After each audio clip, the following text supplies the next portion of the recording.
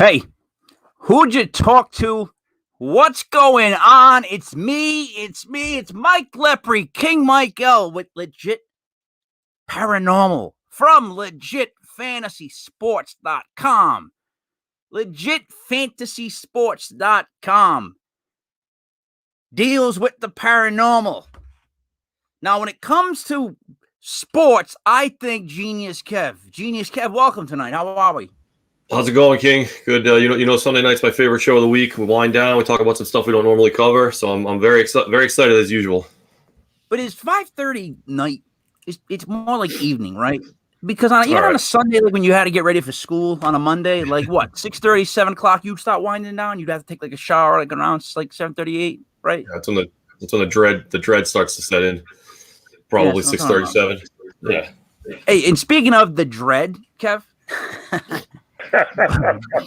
Buddy there, what's going on tonight, bud?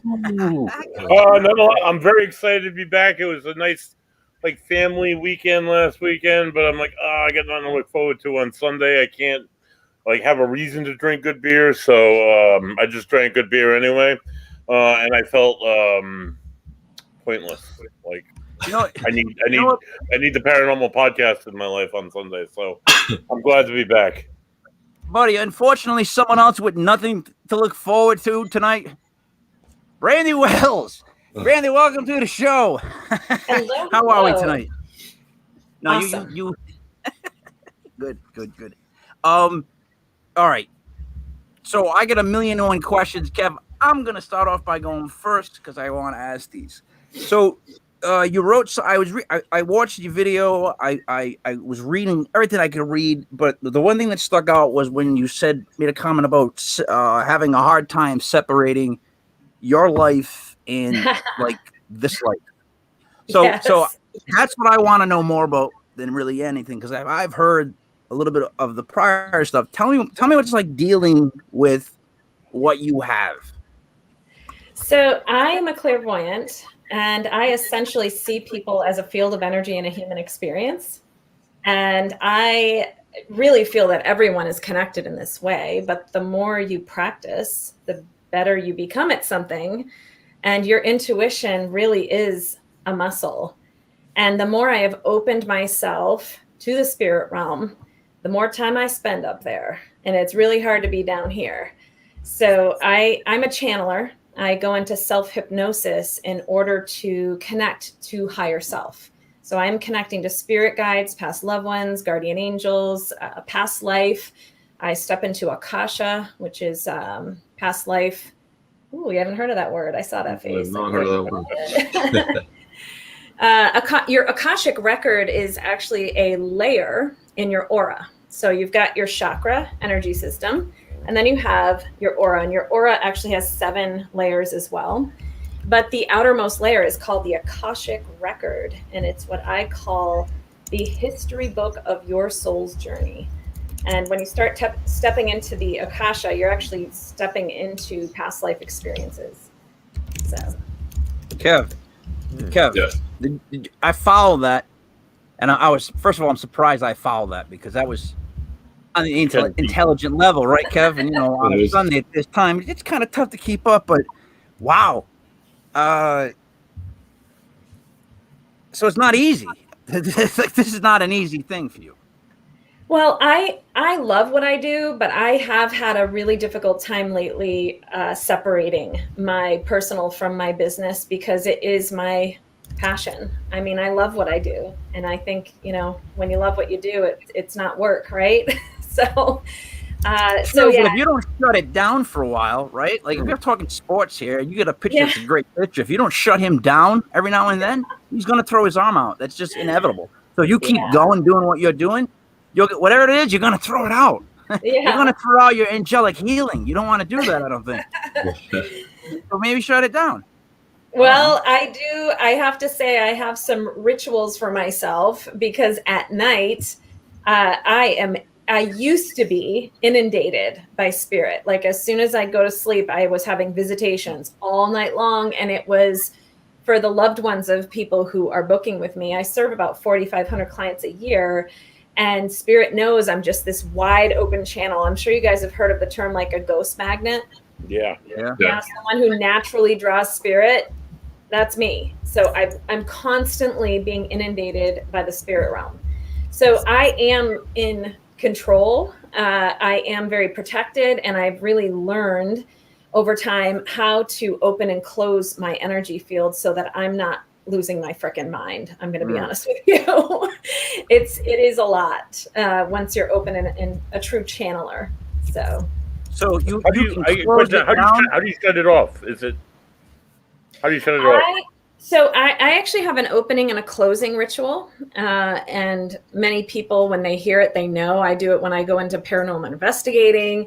I do this anytime I open to groups of people, individuals. But essentially, in order to connect to the spirit realm, you have to be grounded as a field of energy. You guys have heard of, grounding, right? Earthing. Well, as a field of energy, your root chakra needs to be anchored to Mother Earth in order to truly connect to the realms. So I actually do a little meditation where I invoke spirit to come into my energy field in order to channel. And I will do that with the people I sit with as well. I will ground their energy, call in a clearing, and then open up to the spirit realm. So I know you're overwhelmed, aren't you? I'm okay with this. You're good. All right. So Brandy, when what you were talking about, kind of being almost overwhelmed with the amount of spirit or energy that's being channeled through you, I guess that would kind of lead me to believe that there's a lot more, for lack of a better term, demand on the spirit side to find more people that can do this, right? If everyone could do it, it would probably be a little, the load would probably be spread a little thinner. So I guess why you? And then is there something other people can do? I'm not like that. Like, I'll be very honest. I've never been clairvoyant. I've never had those kind of feelings. I realized as a child you're more intuitive, and I know that kind of stuff. But like, let's say I wanted to start going down that path. But I guess first, why you? And then how does someone else kind of go down that journey? Great question. Sorry. Yeah. So first I'll tell you that I had a alien experience when I was 8 years old. You can actually look it up online. It wasn't just me. It was many different people that experienced this. And if you go online, it's called the Zeller experience, Zeller experience. And in my town in 1984, there was a UFO sighting, and several people in my town experienced this. But it was right outside my back window, and I yelled to my mother because I had a big bay window and I could see it off in the back of a field. And I yelled to my mom, and the moment I yelled, it went from, I don't know, I was a little kid in distance, I would say it went from about 500 feet to about 10 feet in front of me. It heard my voice when I yelled, and it came right up to my bay window. It was about 9 feet wide. And I just was shocked when I saw it. And all of a sudden it hummed, and the hum moved through, the vibration moved through my entire body. My mom ended up seeing the tail end of it. Like, it just whipped off. I mean, this was all within like bam, bam, bam seconds. Right. And she saw the tail end of it. The next day in the newspaper, it was all being, blown up everywhere, that this officer was called to the scene, and there was an unidentified flying object over the highway, suspended in the air, and the officer did not know what to do about it.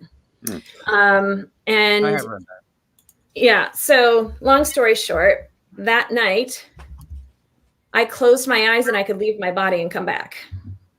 Wow. I was astral projection. Is that, yeah. And I also had extremely heightened awareness of other people to the point of feeling their emotions, almost like an extreme empath. Empaths absorb other people's energy. Right. Yeah.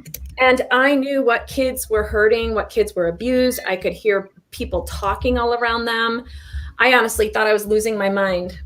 And this continued all the way up through my teen years. And instead of feeling lost in it, I did everything I could to help people. And so I feel as if I was, the vibration that moved through me I mean, I was 14. I worked in a nursing home, and then all of a sudden I was working with disabled, the homeless population. I mean, if somebody needed healing, I was trying to find a way in my community to expand myself. But it wasn't until about 8 years ago that I actually stepped into formally calling myself a clairvoyant. I didn't know what to do with it. And I honestly struggled my whole teen years with hearing voices and not knowing what it meant, feeling things to the extreme. So, Brandy, I write different things. It's just what I do. One of the scripts that I was actually working on was someone who could hear when kids were being abused. So, and what it would do to his psychological, like how he would be and how much rougher and meaner he would be somebody from doing it. Like it would wear him down to the point where he was almost as bad as the, you know what I mean, as the person doing it. So I see it as a grinding thing, but you take it and make it a good thing.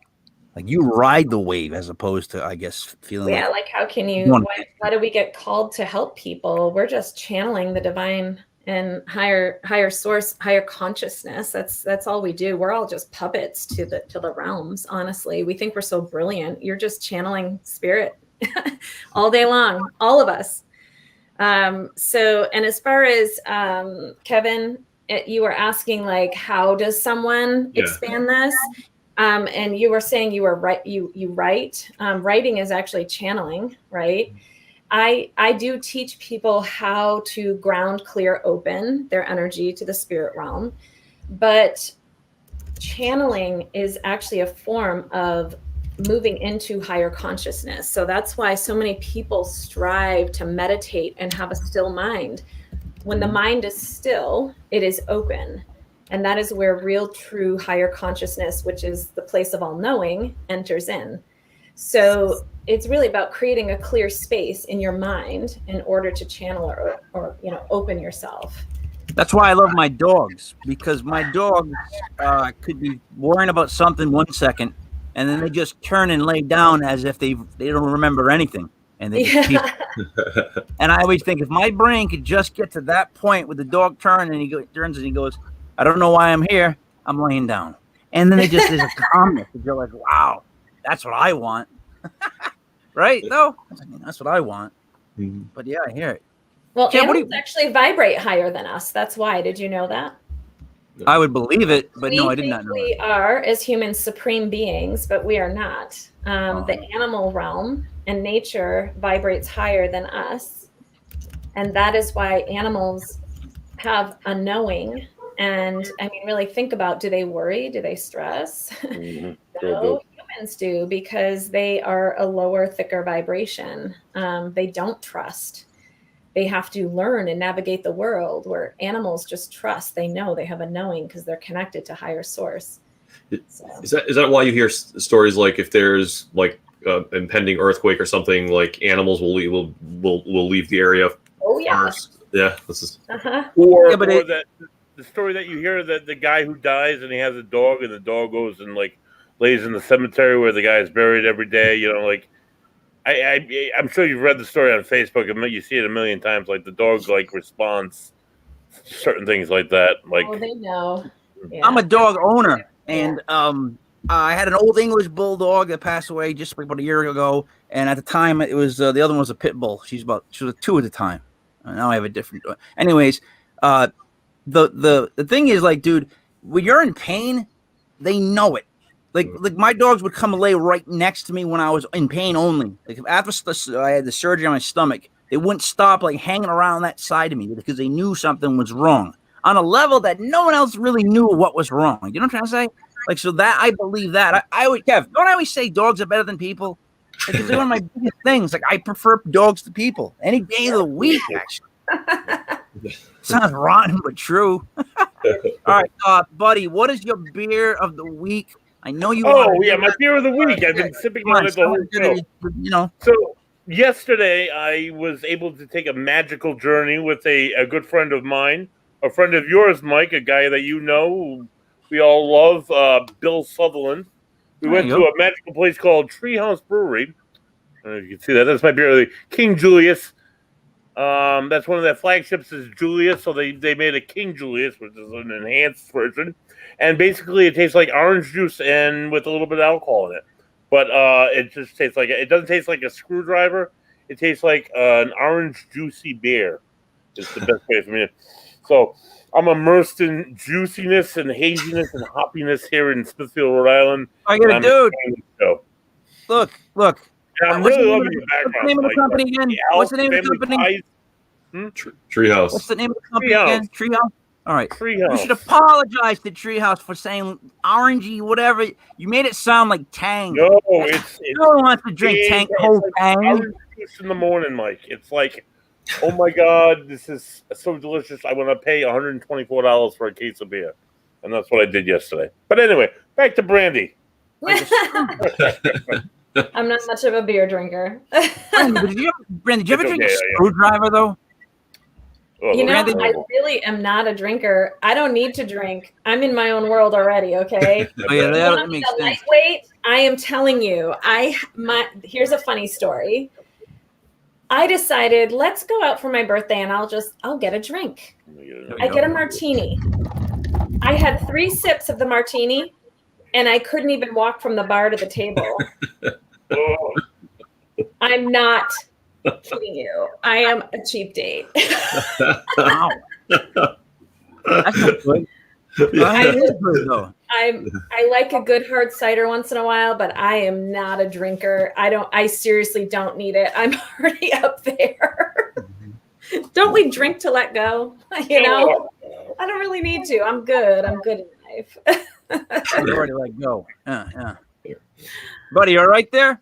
Buddy's doing good. So, all right, Brandy, what I would ask you if well, I am meeting you, so I'm meeting you now. What are your most profound type moments that made you go, oh yeah, that's why I do this, or you know what I mean? Those aha top moments. Because I have a lot of mine, but they're always weird. So I'd rather hear yours. You know what I mean? Here's a cool one. I mentioned I serve about 4,500 clients a year. Yeah. And so I'm basically doing about 5 to 10 readings a day. And then I also serve groups. So in a one-on-one session, I am focusing on just one person. And so I tend to get a lot of very validating information as I'm channeling. Well, last week I had an appointment with a gentleman who is a judge and he just retired. And first I'm picking up on the law. I kept saying there's something about the law, something. And he's like, yeah, I just retired. I was a judge for 20 something years. And I was like, okay. And then I started channeling and I picked up on 2 women around him. He had, and they both had a fast passing. And I was trying to separate them. I said, but I can't. I said, I'm getting an MA, like 2 MA names. But I don't know if I'm getting, and I'm channeling, I'm writing. So I channel through automatic writing. That's my divination. And I allow spirit to work through me, communicating through writing. And so I basically give my hand up to spirit and then I interpret what I receive after. Well, he lost both his mom, Martha, and his wife, Marie. And they both were coming through. And I mean, then we were getting into what she did for work and it was endless. So for me, at the end of the session, he leans forward and he pulled his mask down. He goes, pardon me, and pardon my language, but that was effing amazing. And I was like, wow, a judge just told me I was effing amazing. So that was for me, and it was so healing for him. It's been about 5 years since he's really dug into his grief and dealt with it and tried to move through it. And it just really helped. I mean, the messages that his loved ones brought through was just so heartfelt. So moments like that remind me of why I'm doing what I do and that it feels really good for me too. It's exhausting, but it feels good, to bring messages like that. It kind of set him free. He had a lot of feelings of guilt. So wait. So here's the thing. This is there it goes. When people come and or book a meeting with you, visit with you, I don't know what we call it. I'm sorry, I don't know the dialogue. There is a session. Do you ever detect like a mental illness type angle to this, and you start to go, all right, I know I got to deal with this in a certain way to avoid any sort of like. I would worry. I'm being honest. Like I see, maybe because I'm just so negative, but I would worry about somebody not being completely all right in doing, like, you know what I mean. You got to worry about it in anything, any kind of field. I guess you got to worry about. I'm so in tune with that. I grew up with a grandmother who was manic, who had manic depression, and I helped take care of her my whole life. So that's the other reason I am hypersensitive to people's well-being. So I mean, and I'm talking manic. Okay, not a mild case of being bipolar. I'm very familiar with that population. I work with those guys every day. So I'm so attuned to mental health. And I do have a few clients who have struggled with that. I'm actually really proud to say I helped one of them move through her mental illness. I am not a counselor. I am not a doctor. But I did help her move through the emotions linked to where the trauma came from that triggered her manic. Because I had a woman who would go into manic phases of her bipolar. Her father had actually committed suicide when she was 12, and she found him. And she was on a really hard journey in her 30s, came to me, and I essentially got her through on the other side within a year. And I never encourage anyone to go off medication I'm not a doctor, okay? But the emotional trauma from that and being able to channel her father and bring messages of healing and closure, it really cleared her energy and her mind. It helped her really get in a good place. And she then found love for the first time. She just got married. She has a full-time job, and she is now a high-functioning human being. And that to me, once again, is like, so yes, I do run into people who have issues with mental health, addiction. Addiction's a big one. People who have, not just addiction to drugs or alcohol, but even like addictive things in their life, but addiction is really linked to emotion and trying to satisfy a need. So if you heal the emotion or the trauma attached to it, you're able to really clear that as well. So it's really like energy clearing to open yourself to the highest potential. And that's what healers do. I get I'm sorry. I want to change gears a little bit here. I know you this is really positive. This sounds great. But wait, buddy, wait. Yeah. So is that why like sometimes I won't allow myself to be happy, or I won't allow myself to have a good time? Am I blocking myself? You know what I'm trying to say? Like, that's the thing I have. Like, sometimes I'll be in some place and I'll be like, I should have a good time. Like, why am I not enjoying myself? I'm looking at the negative side of it. I'm worried about that's all subconscious mind stuff. All right, that gets into hypnotism. That's a whole other subject I could talk to you about. Yeah. If you want to talk psychology, we can bring Dale back on. No. But I had a question. That's a question I had. That's a blockage. Go ahead. Go. So I want to change gears a little bit. I love the positivity. I love it. I work in mental health every day, so I love hearing positive stories about that. But I'm a paranormal investigator. I want to hear the good stuff. So other than doing helping people and doing readings and connecting people with lost loved ones, I know you have 555 Paranormal that you do, because I was involved with you with that. Yes. At the SK Victoria Mansion, which is a phenomenal location. So you go to all these pretty awful haunted places where some pretty awful things potentially could have happened. Yes. Do you ever encounter, I'm sure you have, like negative, how do you perceive that? How do you handle that? How do you work with negative entities? And then part two, people who were like, say, like really nasty, awful people in life are nasty, awful people as a Yes, spirit. they How do are. you deal with them? How do you work with them? What's the difference? You Please. called them Right. asshole ghosts last time, buddy. You called them Yeah. asshole ghosts. Asshole ghosts, if you That's will. what you Yes, call them. and there Let's stick are. with it. People who were Let's stick with assholes it. when they were alive, they're assholes still. Yes, this is All right, true. let's stick with it. You called it. Yeah. Let's go. All right. Yeah, I've been, let's see, scratched. I've had my hair pulled. I had my ass pinched even. When I was at the SK Pierce, that happened to me, and it happened to someone else too. And, you know, I've been taunted by spirit, yes. But I, once again, am grounded, clear, open to receive these things. So, of course, it's going to happen, right? But I think what's important is you're acknowledging spirit was once human. These people were once humans, just like you and I. Okay. So I will say I do not interact with anything demonic. I never have. I never will. It is not part of my work. I will not allow it. Do you know when they're around? Can you see them? I've sensed it, but I will not even acknowledge it. Does it make you ill? Does it? Yes. It's a biological thing as well as an emotional one. I had at the SK Pierce one night where I was on my way, and all of a sudden I realized I started not feeling well, and I literally had to pull over and get sick because there was something like attacking me on my way to the SK Pierce, and that was the night that I canceled it.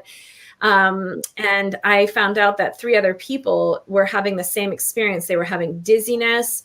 They were having, one had, she was having like this issue behind her eyes, and it was the same kind of feeling. It was like a headache, like in my head that was coming like pressure behind my eyes.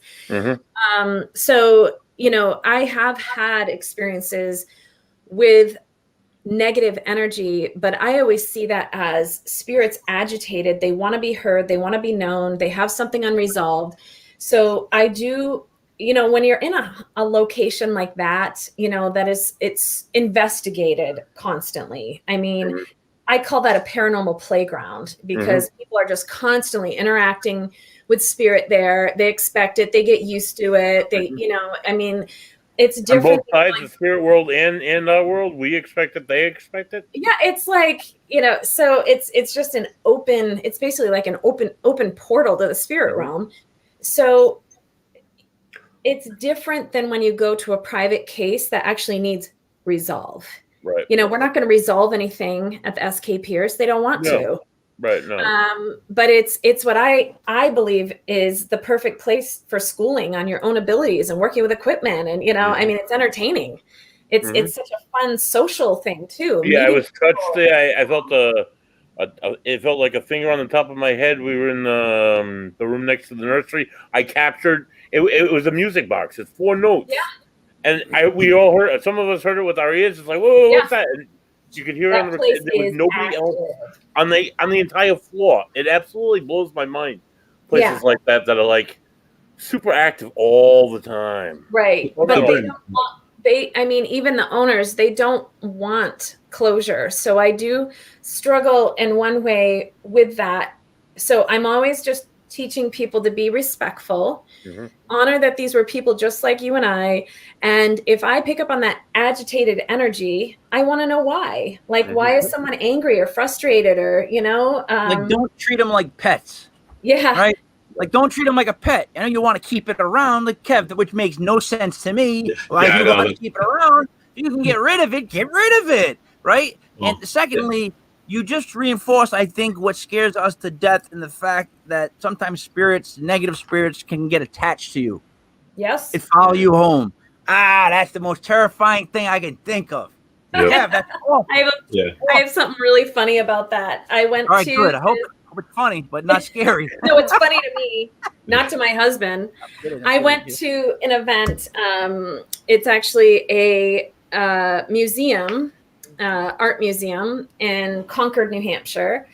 And we had a whole group. And so Buddy was talking about the 555. What the 555 is 5 groups in 5 hot spots in a location. We all separate out, and then people get to rotate through the hot spots in a location, whatever, a castle, or an inn. And I get what you did with the number. That's good job, right, Kev? And we Instead of 6, investigate for 5 Kev, hours. That's the goal. 555, right, Kev? Yep. Pretty good, pretty good. It's a number of change. It's a good idea. That was a good idea. Yeah. That was a good idea. So all the groups were picking up on this man named Roger. Roger had a top hat. He was smoking a cigarette. Someone saw him as a horse tender. He was speaking through the spirit box. This man was showing up with all the groups. So I do at the end of the night a big clearing, and I ask all spirit we've interacted with to please stay in this location. Your guides go with you. We cut the ties. Life goes on. I get home about 2:30 in the morning, and I go to bed. And my husband all of a sudden nudges me like really hard. He's like, "There is a man standing over you."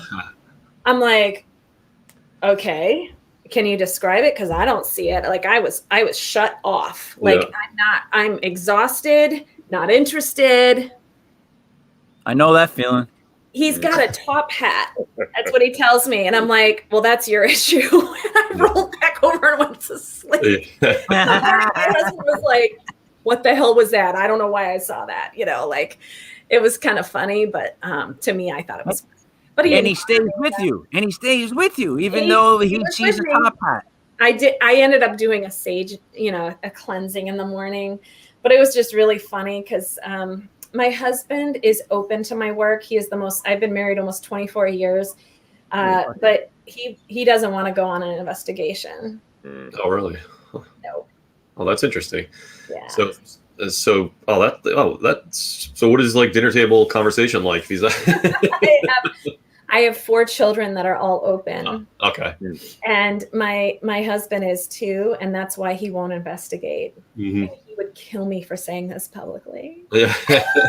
He's got the science mind, he's highly intelligent. He's an engineer, but he's totally open to my work. Yeah. A little too open.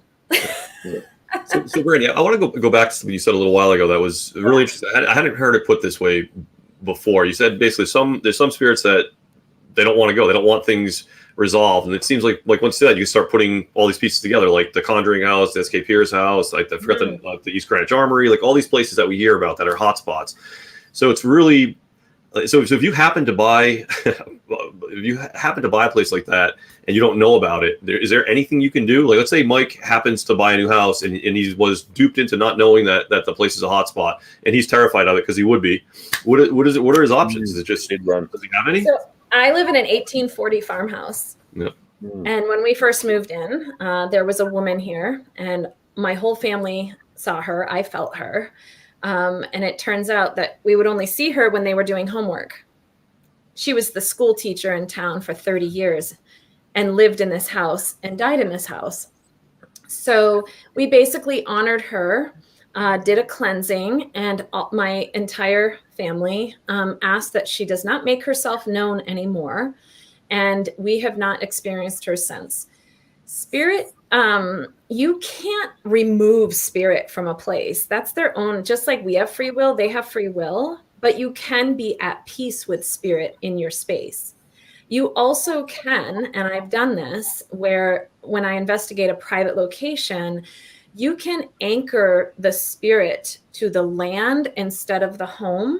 Mm-hmm. And so, and it's ritual, and so I've done ritual to move spirit from the home and anchor them to a beautiful tree outside, and you give them offerings at the tree, or, like it's really about removing it from your home so that you're not having those scary interactions. Some people just freak, they don't want to know, right? But they were human just like you and I. And when they're anchored to a home, it's because they loved it. It's not because they're, people always see paranormal as negative, and it's not. Like someday I see this all the time. Right? You'll be beyond like the human, normal. So it's really important to just honor that, it's energy, just like you and I. Yeah. No, I just don't want to see it. Like that's my thing. I always, exactly. like I'm being honest. Like I always say stuff like, You can be here. You can do whatever you want. I don't care. I believe in you. I just don't want to see you. So if you can make sure that I don't happen to see you, feel free, my man or my woman or whoever. Go crazy. I don't want to see you. Is that too much to ask, Kev? Yeah, that sounds reasonable to me. So, Brandy, I want to kind of take that and extend it a little bit. So I know you've done work with like past lives regression. And I know you talk about your view of a human as like almost like a body carrying energy, carrying a soul. If a spirit wants to be anchored to a place, are they then like sort of depriving themselves of coming around again for another life, or is there like, how does that, you know what I mean? Do you have a theory on that? I do, because channeling for so long, spirit has weird echo. We're hearing my own voice. What's going on there? All right. So today, I consider myself the luckiest. It's really weird hearing that. Yes, no, I don't hear an echo. Okay, it was really loud for a second. It was freaking me out. All right, that was weird. I didn't touch anything. Yeah, I'm sorry. So, essentially, the human spirit, is a field of energy that can split and divide, but it can never dissipate. Okay. I believe that. What happens is, in this human form, you leave an imprint on the realm, but the imprint only remains as long as those who are living can honor it, because you are connected. We are all connected by what's called the ethereal cord. It's a cord of energy between you and everyone you meet. So now all of us have an ethereal cord. It's just a thread of energy because we're exchanging energy. When you're exchanging energy with a place, there is a cord of energy to the place. It's not just between humans. It's between all, like it's all energy. It's like a big web of energy. So what happens is when you cross over, your soul leaves, it's almost like sitting on a cushion on a chair and you see the imprint of the cushion. That is what your soul does. It leaves an imprint on a realm for that experience, but your soul can then split and divide and move on to a new life. Okay, interesting. But it leaves an imprint. So that's why sometimes people will say, well, I don't understand how I can speak to my loved one in heaven, but I swear to God, my nephew, I swear that's my grandfather reincarnated, but how is he in heaven still? And it's like, because that connection will never die, but his energy can split and divide. You are the result of the 10,000 people before you. You are not just this one, like Kevin, this one soul that is this one being. Like you're the result of your DNA, your soul journey. Like, I want you to think about all that coming together to create this one being. So energy in motion stays in motion. That's pretty much what we are, right? Oh, so we're going to have to stay in motion somehow. That's what I've always said. When we pass away, we can't technically completely pass away because where the energy go? That's right. Always been my question, right? Is that what we're saying? Yes. So where does it go after I pass away? Where does it go? Where are we saying that it goes next? Like I want to get back. Heaven is not far away. Heaven is actually a realm right outside the human experience. So people always say like going away in heaven. And it's like, no, actually your loved one becomes part of your energy field. And that's why you think of them and they show up for you. They are like the whisper in the ear of everything you are successful in, because they are part of you now. They're part of your energy field. That's the other thing. All right, here's the other thing. So then I picture the fact that, all right, I pass away and I'm just energy. Then I thought to myself, am I going to still know my kids? And I'm like, you know what? If I don't still know my kids, I don't really want the rest. Like, I don't want to be energy anymore. For real. Like, if you gave me the choice, like, I'd be like, I don't really care. I would rather know my kids. So what are we saying? Like that our energies won't know each other? Is that what it is? Oh, yeah, they do. Like, your energy will never dissipate. It will never stop being connected. Once you make an energy exchange with someone, you can't take it back. Okay. So the more you interact, the more energy you exchange, the stronger the connection. So that's why when people cross, they essentially are taking a piece of us with them. And that's why grief hurts so damn much. It's actually damages our own ego because they're taking part of us with them. And we have to redefine, who am I without you? right? So grief, That's true. like that alone, whole other level of like thinking about this, but it's because we are like, we're extending our energy into the ethers every time someone passes that we know. So, you know, that's a whole other level of discussion there. But you essentially become part of your children's, and if I died tomorrow, I certainly would be doing my work on the other side to protect, to help, to,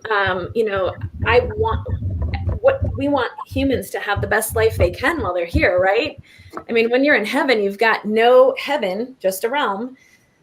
There is no connection to ego because you are free from the human experience. The human experience is the thickest vibration. Wait. So, all right. The ego is completely negative. Is that what that is what No. the saying is, or the thought is? No. All right. It's a good thing, right? Yeah, to some point. No, ego is that's a whole other topic. It's good to some point, though, right? What's that? It's good to some point, right? Ego keeps us in reality check. I'm going to keep it that simple. I agree with that. I think that sometimes when I get dressed, Kev, if we're going out, I'll look at myself and go, yeah, well. I just hit that age where it's just, well, all right. Yeah, well, works. So Brandy, kind of extending a little bit, because I definitely want to talk about your sort of experience with angels, and I don't want this whole conversation to go by, without that. So I guess how, like the picture you're painting is really, really interesting, and I haven't heard it phrased the way you've phrased it before, and I'm kind of trying to put it all together in my head, which is awesome. So where do angels fit in?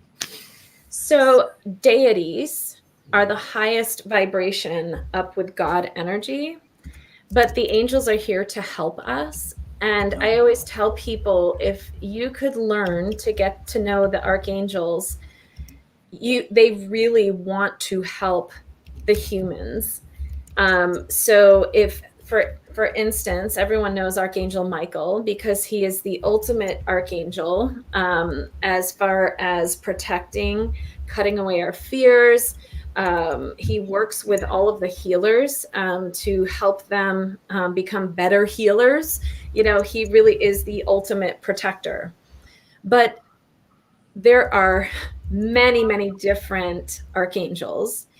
And getting to know them for me was like getting to know a friend, because once I understand what their role is and what their strengths are, it's fascinating how you can call or invoke them to someone and teach someone how to call them in and work with them.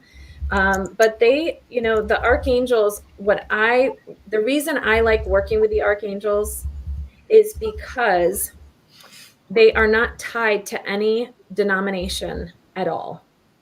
Okay. Like they may have stemmed from a certain religion, but they do not work directly in specific religions. They are not bound to any religion. So I see them as, go ahead. How many are there? Because I'm starting to picture like a boy band in the sense of how many of them there are. 14, but there are way more than that. That's all I've gotten to know and work with so far. So for example, if you were having a legal issue, okay, and you really needed assistance with the truth coming forward, and for like the moral and the justice, you would ask Archangel Raguel to assist. Right. You would ask Raguel to you're like, oh, we got to put Raguel to work for you, do we? I think that would help, Brandy. I think that would help Mike immensely. Yeah, that's what I'm saying. If you were working on calling love into your life, or fixing a damaged relationship, or you were struggling with your expression of love for your children because you were really angry at them, or so the angel of love is Shamwell. This is the angel that we call in to make connections through the heart chakra. So it's endless. I mean, I could get into more of it, but I believe that the archangels in particular, are just an amazing, I don't want to say tool because like a treasure. Sound very nice, but they More of a really treasure. want to help us, you know? Yeah. So getting to know them, I just think it's a really neat thing, you know, for anyone. Because it took me, I would say probably about 5 years to work with the 12 to 14 that I work with consistently. They come in for different things for different people. So all right. So it almost sounds, listen, so there's up to 14 different archangels that you can call upon for different things. Like, you know, work around the house. Maybe there's one for that. Call him up. Basically, I'm kidding. Okay, you go down, but you literally know 14 different names for 14 different topics. Is there any wear and tear on you physically? Does this affect you at all? You're dealing with archangels. You're talking to 14 different ones. Does it not hurt you at all? That's what keeps me going, is working with that energy. They're constantly inspiring me to help people. So I always, you know, when you were asking earlier, you know, what would you suggest if someone wanted to open up or do what you do? And what I always tell people is, if you start in the highest vibration, whether that be your God energy, you know, I don't care if you work with Buddha, you know, God energy, you know, like your higher source, if you start there, you will always be working in the highest good. So that's why I always tell people, learn about the angels first, and they will open or become segue to things that are much deeper and heavier to deal with.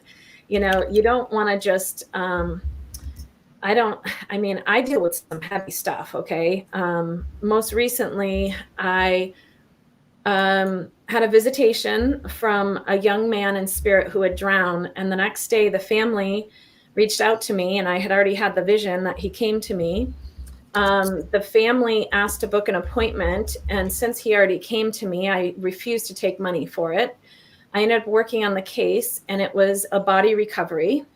This gentleman was only in his 20s, and he showed me where he was on this river bend, but the water was so high that they couldn't recover his body. It was not safe for them to go in and recover him. So I asked my 4 pillars, the 4 archangels that I work with, to please expedite this process. And I was told that he would be recovered around March 14th. And the family reached, and I showed them exactly where he was on this this area of this river. It's called the Willimantic in Connecticut, the Willimantic River. And he was actually found on the 13th, and exactly where he showed me he was. But I know that the angels were helping me do that for this family. I'm just a conduit, you know. I just open myself to receive that. So the angels, they want to help us. So you're saying that the angels connected his spirit to you, and show him where the body was. Okay. Yes. Right.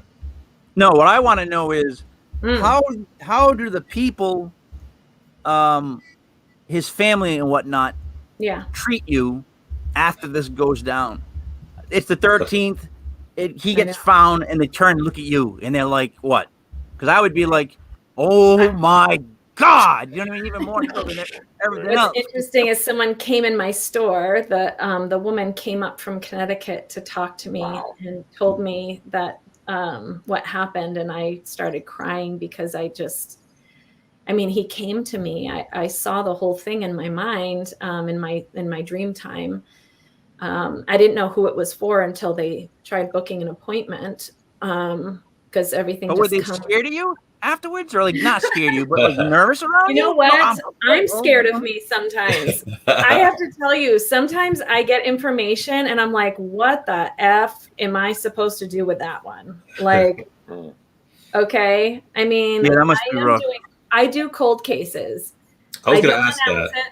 I don't announce it because I have a family. Okay. Some of these cold cases, these people walk among us. All right. I mean, it's not just missing persons. Sometimes it's murder, homicide, unresolved thing. I mean, and I could channel those things, see all of it, get all the information. That doesn't mean it's going to be solved, so I have to be open to what spirit calls me to do. But some of that stuff is heavy, is what I'm saying. I have to work in the angelic realm in order to get that. It's heavy. Do all spirits stick around if they get murdered? That doesn't seem right to me. No. You should be able to get murdered and not stick around. No. All right. The soul has free will. I'd be like, maybe you have to stick around. Why do they stay here? That's the question. A lot of people sometimes spirit doesn't know that they are dead. Right. They don't know their physical body is not here. That would suck. Like you said earlier, that people, it's not just like a violent crime. It's not just somebody that died. It's just somebody could be I tell people all the time, it could be just somebody living in a house for 50 years, get married, raise children, retire, work and whatnot, and die, and they just go back to the place that they loved. It's not necessarily, doesn't have to be about something violent or something awful or something horrible. It's just a lot of these residential cases you work, it's either somebody who, it seems like it's either somebody who lived there once or somebody who's related to the people who live there now, who's just kind of there to check up on them. Yeah. You see that a lot, or is it? I do. I mean, it's hard because spirit, even if spirit has crossed over, they still can come and visit and be at these places. Maybe they just love being there. So it doesn't mean that they're earthbound. Okay, right? So what's the difference between an earthbound and a crossover spirit? They vibrate differently. How so? Okay. So I was telling you about the human spirit is the thickest vibration. So they're connected to ego, right? Mm-hmm. So what is ego? Ego gives us our intention, right? It's the why in life. Your ego tells you the why. All right. Yep. When you're in spirit, in the light, time doesn't matter. It's all just high vibrating energy that moves freely. It just is always moving. So when someone has not crossed, they are in that thick vibration. And so they can work with ego still. Mm-hmm. All right. So that's when you get entities and negative experiences and all of those things that ego would trigger. Like a spirit would put their emotion onto somebody. You find yourself suddenly crying. Would that be an earthbound spirit? Yeah. So once you cross into the ethereal, into heaven, and there are several, seventh heaven, it is a thing. It takes several levels to get there. You have to go through several different things in order to cross. But once you cross, you can be and go anywhere. So a lot of times spirit, they just like to be in a place, but it's no harm done. That's why Why have I never heard of that? I thought Seventh Heaven was just that bad TV show. Well, Michael Landon guy from Little House on the Prairie. I mean, what do you mean by Seventh Heaven? Stop, because you're going forward with it. Everyone's going nod like this, and I'm going, what do you mean? I got to do what, 7 levels of what? Battle of the Network Stars type stuff? What do I got to do? 7 levels. So Cube is one of them. There's forgiveness and release, and as your soul is transcending, you are actually going through life review. I actually met a woman last week from yes, you have to review all that shit. So I just met a woman down in Louisiana the other day, and she was a freaking riot. I have to say, it was one of the most fun readings I've had, because she came on, she's like, honey, I gotta tell you something. And she starts telling me this thing. She's like, I want you to tell me what happened to me in 1978. I was like, okay. So I start channeling. I'm like, well, this is different. People usually come in there like, I don't know. What do you want me to do? What do you want me to say? This woman's like coming at me. And I said, oh my gosh. I said, you were unconscious. I'm in your mind, and she's like, mm-hmm. And what else? And she said, I died.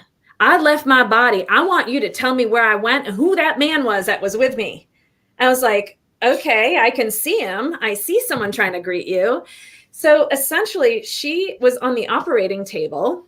They started to lose her, and she saw the freaking light. And she was telling me how she said she was going through a tunnel, and everything, it was like literally like flashes of light, like she was going through years, and she was seeing flashes of her life, all her memories, all of her. And she said, but there was a man next to her, and she wanted me to tell her who this man was. And it was her spirit guide at the time. He kept telling me he was her spirit guide. He's not her guide anymore because she doesn't need him. It was a different, guides come and go. So anyhow, so you are going through life review. And as you do that, if there are things that you have unresolved, you figure out, can they be resolved in this lifetime, or do I get to pick up that in my next lifetime? Because you sign up for certain things. Yes. Yep. I'm out. It's like I'm a out. freaking board game, man. I don't want to be part of it. I don't want to play it though. You want I'm the out. puzzle at the end or not? You know? I'm all now. I won't do it. You're off. You're I'm off not and gonna do out. it. This is I'm it. not going to do it. You're going to have to do it over if I you don't will. do I'll it. just That's stay the there. bottom line. So, So Okay. Brandy, in the time that we have left, you're a medium, you're a clairvoyant. Can you give us any reading? I'm also a hypnotist. Can you give I'm us a any? hypnotist as well. Yeah, that's Angelic Healer, hypnotist. Yeah. Can you give us any readings? Can you give us any? Ooh, damn! You gotta have me. stuff. How much time do we have, though? I don't know if I can pull that shit off. Hold on a minute. Yeah. What? How much time do we have? About 5 10, minutes. 15. We have about 15, 10 10, whatever. How about this? I'll have you each ask one question. I'll see if I can channel it really quick. Okay. Just Okay. hold for a second because I. Kevin or Mike, you guys go first because I got to think about it. Okay, hold on a second. I'm just calling in a sacred space. I am grounded, clear. I am open. I ask the 4 pillars to be present as I open my heart to your heart. And so it is. Okay. All right, Kevin. All right, so I guess I'll ask this one. So it was one sentence of background. My father and I had a misunderstanding that was unresolved when he passed away, and I've tried to kind of clear it up on my own, sort of by speaking to him, even though he's already passed, obviously. And I would love to know if the misunderstanding has been cleared up on his side. Okay, hold 1 second. There's also a male with a D around you as well.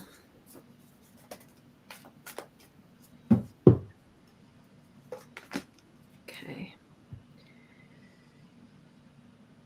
All right. So the first thing was that I felt that this misunderstanding involved something with, I almost want to say a material object, but it doesn't make sense to me. So hold for a second.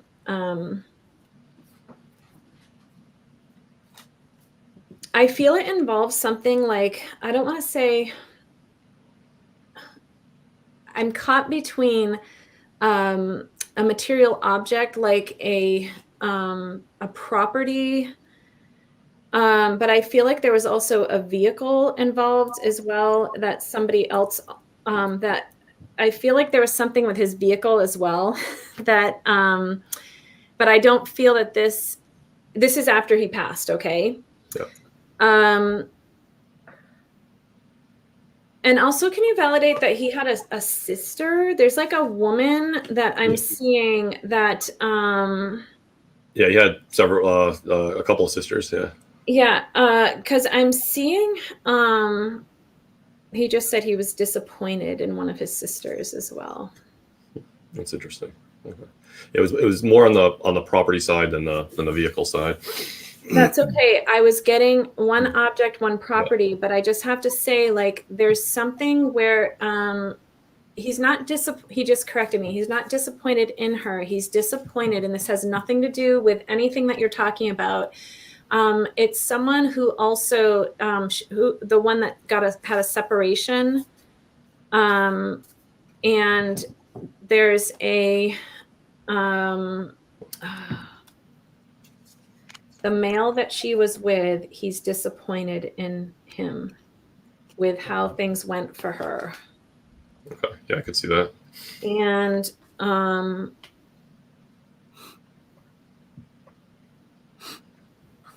just heard him say, you made it right, but some things were out of your control. And you also, I'm pulling cards as I'm trying to connect. And I just want you to know, mediumship is very sacred to me. So I'm trying to open up. I went from like totally shifting gears to trying to go up there. But you got this card, and it's called Called. And this card is about your, this is funny. This card is about really hard lessons and walking through the door to the other side of the lesson. And it's about being called to your, like the training that you had to go through to learn this lesson. Okay. He just said, I am proud of you. There's something about 2 years as well with the work that you're doing. And I also heard you're going to be stepping up. And I also just heard that you're not always going to be under someone's thumb. So I feel as if you're about to break free and do something very independent. And he's encouraging you to do this. Yeah. Or what, do you work for him or something?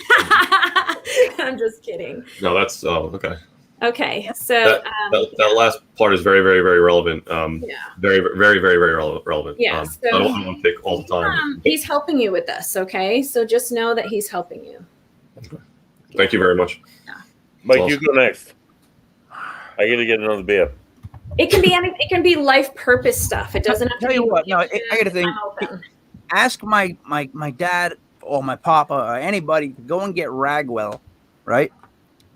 Get together with him, see what he's got to say, and just tell him to help me out on this side of things and get me through to the other side of this, let's call it argument situation that I have. Yeah, you do have one. I feel it. Is there something, if you don't mind sharing, going on with house and home too, and you're questioning things with home? Because I also was picking up on a move. No, I would love to move. You're going to be moving, my dear. That's been my thought as of late. It's a good thing. What's that? That's been my thought has been I want to move lately. That's just how it's been. Yep. Now I feel that.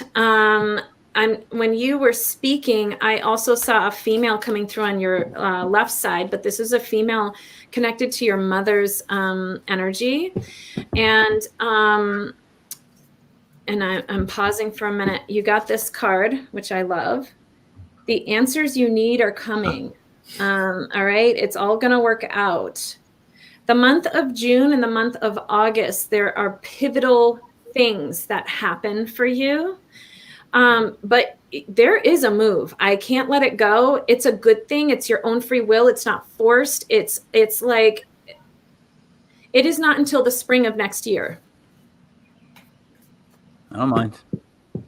I don't mind. That's like in the strongest female on my mom's side would have been my Nana. She was it's a great grandmother, a great aunt. It was an older woman, and she honestly, I'm gonna be upfront. She seems more maternal.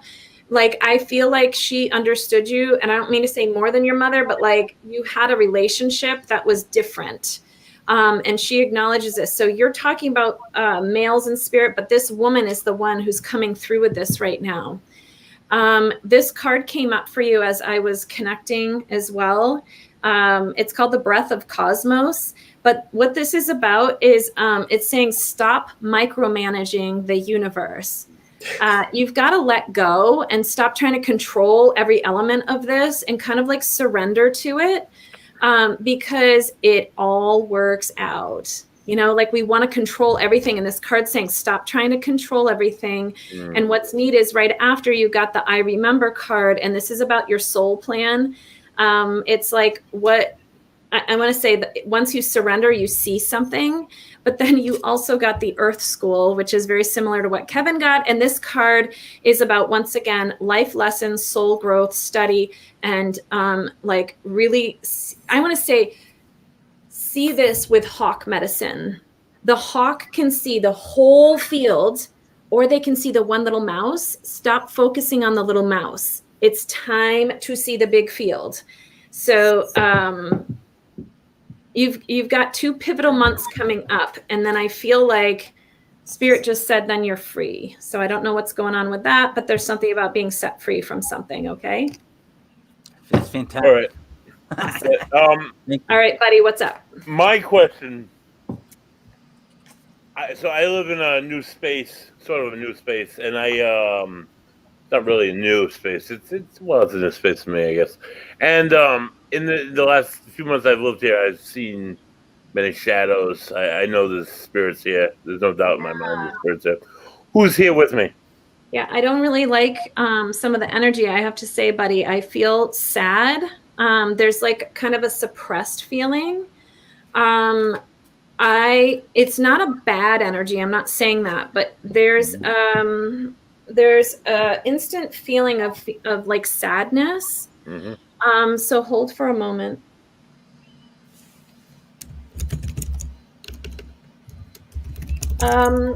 I'm getting message that this is not spirit in the space. It's spirit with you. Okay. You kind of picked up along the way? Yeah. It's someone that you knew. This is,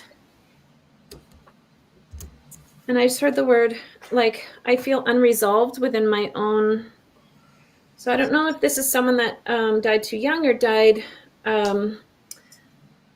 My heart is stirred. I feel sad. I feel like you need to just cleanse the space to call in the higher vibrations of receiving this energy differently, because you're seeing it as a shadow, but it's because I feel sadness around this. Like you have some unresolved around this person. So I don't know if they died. I know it's someone who died too young. It's not an older person. Okay. It's someone who died too young, and you have unresolved around this. So I don't know if it's someone that passed when you were younger. No, my wife passed away a few years ago. So I mean, I have that. That's always in my mind. But she's not. It's not. There's nothing sad about Heather. She just like emanated happiness. It's not. And she happiness into my life, right? But then again, I remember like 4 days after I moved in here, I was sitting on the couch like 2 feet to my left, and I kept seeing shadows, and then I look up and I thought I saw my father. And this is the house that my grandparents built. So my grandfather, who kind of looked like my father, he died 74 years old, but he wasn't like, it wasn't sad. I mean, it was sad because he died, but I'm still,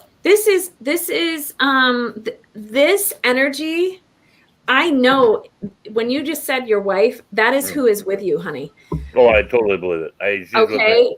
But I mean, you're channeling something totally different. Mm-hmm. I'm focused on the energy that you have around you on your left shoulder. Mm-hmm. There is a woman, but for the sadness I feel around her is your unresolved. And I just want to clarify that she's not sad. Okay. No. But I feel it's still grieving. It's still grieving that it'll be 2 years in May. So I mean, it's not even 2 years yet. Yeah. I'm sorry for your loss, buddy. I appreciate that. But I do feel the unresolved within you, and I know that she's around you trying to lift that up. Right. What I would do if I were you is I would be doing a daily cleansing in the space to move that thick, like, sadness, okay? You could even put some salt lamps in your space. They absorb, like, negative or sad energy. You could also spray rose water. Rose water raises the vibration in a space. What I'm picking up on is you're actually very open. You're an empath. Oh, yeah, very much so, yeah. Okay. Not that I say empath, but yeah, I definitely have feelings, yeah. And you're seeing this because you're just open. I've had emotions that I can't explain. I've had that. I've experienced that. Yeah. Let me pull a few cards from her because she... Okay. The first card that came up, it's called Cosmic Ancestor. And it is a card for loved ones. Like, this wasn't your first time coming around with her. Right. This card tells me that it's called Star Keeper, and it's called the Seed of Light by staying grounded. When you are grounded, you will connect to her. To me, it says like when you're anchored, she's able to show up. You know, I was saying that to you earlier. So remain grounded and she will keep appearing for you. But what I was also getting is that she's trying to help you when you're feeling this way. And that's why I'm feeling sad. And then these were the other two cards that came up for you. They're from her. And I'm just going to read them to you real quick. One is called The New Earth, and it says, hold the vision, good things are coming. And this is from her. Okay, so stay positive. And then you got Double Mission. This card's really interesting because it's about serving the world by being you. She's encouraging you to just keep this is the card of being a light worker yourself. Like you're here to help and heal others. But when I hear double mission, it's like playing different roles in your life, wearing many hats. I feel like she's trying to tell you she recognizes and acknowledges what you're doing, but something wonderful is about to happen. So keep your visions high. Keep your I'm about to apply to nursing school. So nursing school. I work in mental health. Oh my gosh! Investigating pro bono. I do helping people is like my thing, I guess, because I'm not I love that. I don't get up in the morning and feel like, oh, I'm gonna go out and help somebody. Well, we don't know each other that well, so I didn't know all that about you. But she's definitely trying to take that sadness away. I think she's trying to lift it from you. So I love that you're seeing her around you. Cheers, Heather. Thank you. You know what? That's mind-blowing because I feel like a sexist jerk. Like, I always thought my grandfather was with me because I have a weird vibe in this house. Whenever I do something stupid and almost kill myself, I'm barely saved. And I get this feeling like someone's been saving me. And my Nana was the one who actually passed away right in this house. But all these years, I thought it was my grandfather. And now I'm sitting there going, it could have been my Nana this whole time. Oh, it could be. I'm such a sexist jerk. I went with the male. Like, is that my problem? I'm like, I wouldn't worry about it now. I'm like, no. You know what I mean? Like, you need to remember, though, that we could connect tomorrow and a whole new energy would come in because it's energy. So it's just in the moment what I picked up on. You got to remember that. I have clients who come to me like once a month and I don't remember anything because I'm channeling. And every time they come to me, it's a whole new experience. So it doesn't mean that only your grandma's with you. It's just she showed up first. She took the It's an amazing thing. It's an amazing thing you have. I mean, I'll be honest. If I'm being 100% honest, I wouldn't want it. It seems like a lot of work. It seems like a lot of work. It is. No, it does. Yeah, you got a lot of work, a lot of understanding, a lot of things that I don't possess. Like, you know what I mean? And you know what else it is? You know what the hardest thing is? Judgment. I'm constantly being judged on. I believe that. But I accept it, and I have learned to. People will take from me what they need, and I no longer feed that. I think that's been my hardest challenge because I'm a highly sensitive person, and people are constantly judging: is she real? Is she not? Is it? No. You know? I don't judge those things, but I'm a very skeptical person when I read stuff. And I'll tell you the one word that Buddy used to describe you, one thing that you are, that you do, that whenever I hear that one word, I go, because I guess it's like that Italian in me that doesn't want to get like swindled, is hypnotist. Yes. Like when I hear everything else, I'm like, okay. Then I hear hypnotist and I go, all right, wait a minute. Because that part of me goes, what, are you going to hypnotize me and then make me do this? Like, you know what I mean? Like, I don't. Like, I'm not a quality hypnosis person at all. I will never be one. I use hypnotism to help people. Yeah. So because that would be awful, Kev. Yeah. So okay, we're way over time, and I'm just being conscious of Brandy. So maybe you want to. I know you have your soulemporium.net. Yes. I know you have your brandiewells.com. Yes. I know you're setting up a school. Do you want to maybe talk about that for a couple of minutes? Then my hope is the fall. You got to plug. Yeah, my hope is in the fall that I will have the American Center of Spirituality completed. It is actually the first career school that is approved by the New Hampshire Board of Education in metaphysics. So nice work, but I'm excited, and I'm not the only teacher. It's actually a multi-teacher platform, so I'm excited about it. So it's AmericanCenterofSpirituality.com. Oh yeah. Yeah. I'll definitely plug that. Thank you. That's awesome. All right. You guys got anything you want to add? Not that we really want to hear from you, but you what? You got anything you want to add, Kev, buddy? No, I just want to thank Brandy for the time. This was a great conversation. I love it. Thanks for answering all the questions and just kind of educating us. Like that's one of the things that we found doing this. Buddy's always able to get good people, different perspectives, and this was a great conversation. So I just want to thank you. Yeah. Very excited to have the medium presence. Very excited to have that certain perspective. That's exactly what I was going for. A little Thank you so much for coming out and like talking to us about all very challenging stuff. I am excited for this week. This week was a great show. Next week we're welcoming Eric Perry, who's also from New Hampshire. We're going to New Hampshire back to back, and he's a paranormal investigator. He does stuff with the Travel Channel and someone else. He's a paranormal investigator. It should be a good show. So please tune in. All right. Brandy, did you want to add this one? Oh yeah, I was just going to tell you really quick. In the fall, be on the lookout because I'm going to be on 2 episodes of A Haunting. Oh wow! Oh, great show! I love it. And I'm really excited. I love their reenactments. I can't wait to see who my stunt double is going to be. But it'll be fun. Yeah. Yeah, because that's a weird thing. I've always wondered about that. Because do you want do you want that person to be better looking than you? I know that's what I'm wondering. I'm like, okay, let's see what they're gonna do. It'll be fun. Oh, there it is. Bang. Okay. All right. Well, we thank you. You were an incredible guest. Thank you so much. Appreciate it a lot. So for the genius Kev, for Brandie Wells, for Buddy Thayer, it's me. It's Mike Lepre, Legit Paranormal from LegitFantasySports.com. Kev, we've reached episode, or I'd say the 96th hour now. So by the end of the week, we should hit 100. Thank you for tuning in. Once again, thank you, Brandie Wells. Have a good night.